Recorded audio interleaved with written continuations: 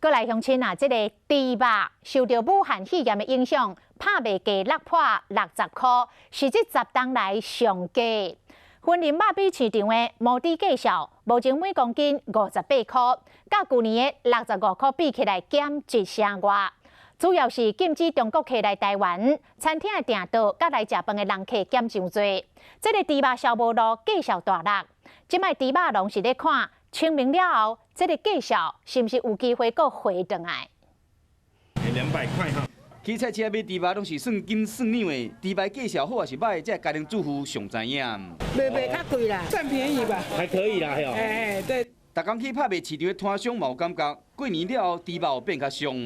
最近有比较便宜一点点，便宜一点哈。对。是一到肉品拍卖市场去看，永年这个时阵，猪肉1公斤差不多65块，即马降到57、58块，减1成外。猪肉1公斤差不多60块，即嘛是10年来上俗的。行政院长控制疫情很好，但是没有人来消费的话这个猪价不会上涨，所以一直往下跌，就是最大的原因。